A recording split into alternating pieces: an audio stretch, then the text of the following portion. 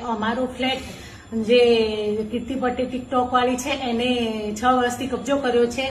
માનનીય શ્રી સુરત શહેરના કમિશનર સાહેબ, કલેક્ટર સાહેબ, અમે તમને બે હાથ જોડીને વિનંતી કરીએ છીએ કે અમારો ફ્લેટ જે કીર્તિ પટેલ ટિકટોક વાળી છે એને 6 વર્ષથી કબજો કર્યો છે અને ખાલી પણ નથી કરતી અને ભાડું પણ કથી આપ્યું નથી અને ઉપરથી દાદાગીરી કરે છે।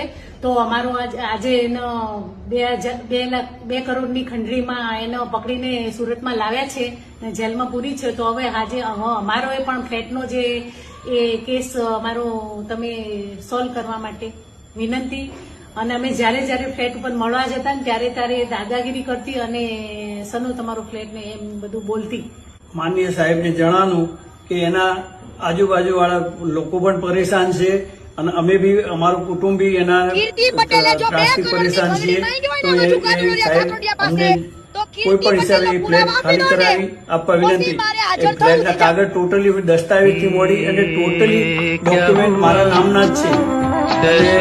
બધા ગવર્મેન્ટ દસ્તાવેજ છે, ડોક્યુમેન્ટ બધા મારા નામના જ છે। માનનીય સાહેબોને સર્વેને મારી વિનંતી છે કે બેંકના હપ્તા પણ હું ભરું છું અને બેંક ટોટલી દસ્તાવેજથી મોડીને ટોટલી કાગળિયા મારા વાઇફના નામના છે। તો અમારા નામના છે, છતાં પણ એ દાદાગીરી કરી અને એ ફ્લેટ પચાવી પાડવા માંગે છે। તો ગુજરાતના મુખ્યમંત્રી તથા ગૃહમંત્રી તથા કલેક્ટર સાહેબ અને કમિશનર સાહેબને મારી વિનંતી છે કે અમારો ફ્લેટ ખાલી કરી આપવા અને એમને ન્યાય આપવા માટે વિનંતી।